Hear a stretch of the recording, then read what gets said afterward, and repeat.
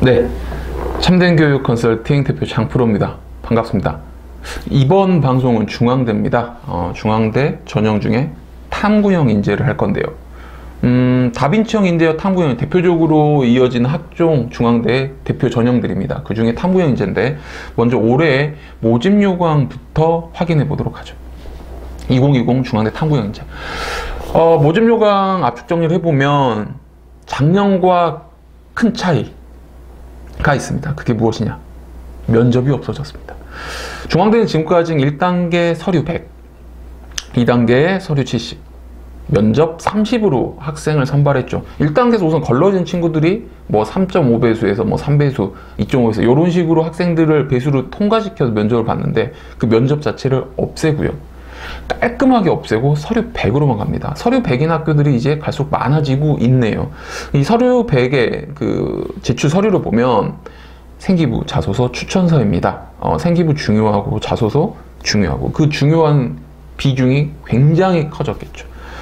수능 최저는 기존 없었기 때문에 문제되진 않지만 이 단계 통과에 희망을 걸고 면접에서 엎어보겠다는 그 심정이 통하지 않게 되겠습니다.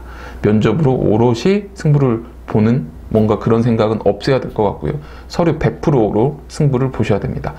중앙대 같은 경우는 다빈치형 인재, 탐구형 인재 이 전형별로 인재상이 좀 다릅니다. 탐구형 인재 같은 경우 해당 전공 분야에 성장할 수 있는 탐구 역량을 갖춘 학생이라고 했습니다. 그러니까 오롯이 그 전공에 대한 탐구 역량을 키워갔던 친구들이냐라고 따져보는 거죠. 그리고 추가적으로 탐구형 인재가 중앙대를 노린 친구 중에 뭐 다빈치형 인재를 고민할 건데 중앙대가 정말 1차 영순위 대학이라면 중복지원 가능하니까 생각해 보시고, 근데 중복지원 같은 경우는 같이 합격하는 경우가 빈도수가 비율적으로 많지는 않습니다. 그러니까 이거에 해당되는 친구들이 얼마만큼인지 스스로 좀 저희 뭐 다빈치형 인재도 보시고 탐구형 인재 보시면서 한번 따져 보시고요. 우리가 이제 보려면 중요한 게 평가 비율이라고 해서 탐구형 인재에서 학생을 선발할 때 평가 요소의 퍼센트 비율을 어떻게 주는지를 좀 따져 볼 건데요. 한번 비교해 보도록 하죠. 이 가로 안의 수치는 다빈치형 인재입니다. 그러니까 한번 다빈치형 인재랑 또 비교가 가능하겠죠. 우선 학업 역량 퍼센트인데요. 동등하게 둘 다 모든 전형 20%. 학업 역량 무엇이냐? 그러니까 교과입니다.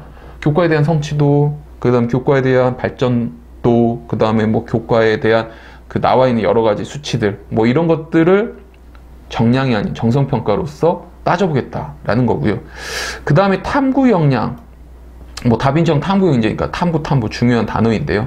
30% 수치를 주고 있습니다. 그에 비해 다빈치형 인재는 20%. 똑같은 평가 요소지만 10% 정도 다빈치형 인재가 낮게 평가를 하고 있죠. 그러니까 탐구 역량 파트는 어떤 거냐면 실은 탐구 활동입니다. 내가 전공에 대해서 얼마만큼 탐구에 대한 의지와 활동을 해왔는지, 더불어서 그 탐구에 대한 어떤 학업적 태도 뭐 이런 모습도 충분히 들어갈 수 있고요.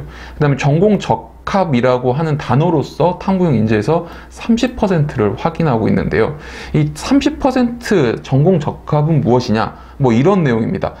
우선은 내가 지원하고자 하는 전공에서 교육과정, 그러니까 수강하는 과목, 고교 때 수강했던 과목이 일치하는 내용들이 좀 있는지를 따져보고요. 그 값어치를 좀 더 다시 체크를 해봅니다.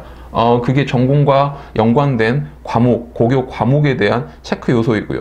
그 다음에 그랬을 때 나와 있는 등급이나 이수 이수에 대한 성취도값, 뭐 이런 것들을 체크해 보겠죠. 그다음 더불어서 전공과 관련시켜서의 그 전공에 대한 이해도, 이런 것들을 이제 다양한 생기부나 자소서 영역에서 체크를 하고 있습니다. 그러니까 그만큼 전공에 대한 올인, 집중, 그러니까 전공 과목에 대한 실은 체크 요소가 탐구 역량에서도 보일 수 있고요. 그 다음에 전공 적합, 그러니까 두 개 수치만 합쳐도 거의 60%에 육박합니다. 그러니까 전공과 관련된 활동을 꾸준히 지속적으로 잘하고 있는 친구들이었으면 탐구형 인재로 들어가야겠죠. 통합 연장은 다빈치형 인재에서 안내를 드리고요. 자, 발전 가능입니다. 발전 가능성 같은 경우는 수치가 탐구형 10%, 그에 비해 다빈치형 20%입니다. 10% 수치의 차이가 있죠. 발전 가능성에 대한 수치가 다소 좀 다빈치형보다는 낮게 나와 있습니다. 발전 가능이라는 건 뭐 자기 주도성, 그 다음에 창의적 문제 해결 능력, 뭐 이런 것들이고요.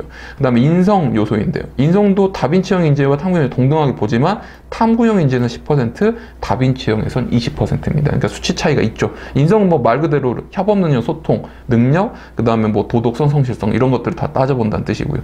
그러니까 이 평가 요소, 평가 비율만 보더라도 전공 관련 쪽에 대한 치중이 굉장히 많았던 학생들이 분명 탐구형 인재에서 좋은 성과 그리고 선발되고 있음을 꾸준히 알 수는 있습니다. 예, 요거 꼭 체크를 해주시고요. 그러려면 우선 탐구형, 내가 인재인지를 보려면 어느 정도 합격자의 범주에 들어오는지 내신 쪽으로 해석을 좀 해봐야 될 것 같은데, 자, 이렇습니다. 탐구형 인재 빨간 박스에 있는 거는 탐구형 인재 합격자고요. 밑에 저희가 참고로는 같은 해 다빈치형 인재 합격자의 내신 등급 수치인데, 우선은 탐구형 인재 같은 경우는 합격자 75%까지 수치로 봤을 때 상위 0%, 75%까지 쭉 떨어지겠죠. 그랬을 때 쭉 내려오면서 일반고 2.5대까지 갑니다. 그에 비해 다빈치형 인재 말이죠. 이 다빈치형 인재 같은 경우는 일반고 2.4대까지 끊어집니다. 근데 이 탐구형 인재랑 다빈치형 인재 끊어지는 정도가 수치적으로 0.1밖에 차이가 안 난다고 하겠지만, 이 그래프상으로 끊어지는 거, 요 차이가 좀 있습니다. 우선은 탐구형 인재는 모든 등급에서 거의 어느 정도 폭 자체가 큰 변동 없이 떨어집니다. 네. 2.5대까지. 그래서 저희가 75에 딱 도막을 낼 수 있는데, 다빈치형 인재는 앞쪽 1등급대에서 2등급 초반대가 아주 두텁게 형성되면서 꼬리가 되게 얇아집니다. 그래서 25%를 끊어낸 수치고요. 그러니까 이 같은 2.5와 2.4대에 놓여있는 일반고 학생들에게는 이 점수 해석하는 거, 이 내신 해석하는 걸 자세히 설명드렸으니까 본인한테 해당 요소를 좀 찾아보시고요. 그 특목자사 국제 쪽 분류를 봤을 때는 탐구인재 4 중후반까지는 떨어집니다. 뭐 일선에서 그리고 지금까지 이어지는 형태를 보면 실 탐구형 인재는 일반고보다는 네, 특목과 자사 국제 쪽 학생들에게 기회의 폭이 많이 있음을 실은 확인할 수 있습니다. 전통적으로도 그렇고 학생들도 위쪽 선배들 보면 아 그렇구나 라는 걸 많이 따져볼 텐데요. 그에 비해 이제 다빈치형 인재 쪽에 특목자사 국제 쪽 쓰는 친구들이 있습니다. 있긴 한데 성적 차이가 3후, 탐구형은 4중후. 여기 그래프적으로도 뭐 어느 정도 형성되는 게 4중후까지 쭉 이어지는 거 차이가 크죠. 일반고 같은 경우는 2.4, 2.9 거의 비슷하니까 해석을 해드렸는데, 이 탐구형 인재랑 그 다빈치형 인재 특목자사 국제 쪽 분류는 이 퍼센트 자체, 그러니까 떨어진 내신 등급 비율 자체가 수치가 다르기 때문에 있는 그대로 해석해 주시면 되고요. 자, 그 다음에 이제 하위 합격자 90% 수치입니다. 뭐 10명 선발했다면 9등 정도 되는 수치로 저희가 안내를 하는데, 탐구형 인재 일반고 2.8대 정도까지 떨어지고요. 그에 비해 다빈치형 인재 쪽 일반고 학생은 2.6대입니다. 그러니까 이 떨어지는 정도가 아까 설명했던 탐구형 인재는 좀 폭 자체가 거의 비슷하게 하면서 도막이 나는 건데, 다빈치형 인재는 꼬리가 거의 약해지면서 끊어지는 거라서 이 끊어진 정도 차이에서 이 2.6대는 2.8대 있는 친구들의 그 빈도, 합격자의 분포, 값어치가 굉장히 차이가 큰 거죠. 탐구형 인재는 그래도 어느 정도 유지하면서 2.8대가 오는데, 다빈치형 인재 쪽에서 하위 90% 2.6대까지는 되게 힘없이 떨어집니다. 네, 이 차이 꼭 확인하시고요. 그 다음에 이제 탐구형 인재 쪽 특목자사, 뭐 국제까지 포함되는 건 5 초반까지도 충분히 뽑히고 있고요. 그에 비해 다빈치형 인재는 4 초중반대입니다. 네, 등급 차이 구간이 좀 있죠. 예, 분명 100% 수치까지 뽑아내면 이것보다 일반고, 특목고, 자사, 뭐 국제 모든 고교 분류가 이것보다 수치는 더 낮은 친구들이 뽑힙니다. 만 그건 혼돈이 있을 수 있습니다. 뭐 자신이 지원했을 때 그런 어떤 실마리 끝을 보고 간다면 뭐 합격자 100% 수치에 우리가 일컬어서 세팅을 해볼 수 있는데, 실제적으로는 그 카드는 정말 질러 쓰는 카드이기 때문에 실은 의미 부여가 많이 없습니다. 우리는 현실적으로 마지노선이 90% 수치에서 안내를 드렸고요. 자, 어느 정도 내신 폭은 안내를 드린 것 같습니다. 그럼 최종적으로 중앙대 학종 합격 전략, 탐구형 인재 한번 알아보도록 하죠. 탐구형 인재를 합격하려면 이런 전략들이 필요합니다. 최소한의 학업 수준 범위는 지켜라. 금방 말씀드렸습니다. 분명 다빈치형 인재에 비해선 이 내신 폭에 있는 분포자 숫자 수치가 좀 더 두껍습니다. 그러니까 최소 이 정도 수치 안에서는 놀아야 되고요.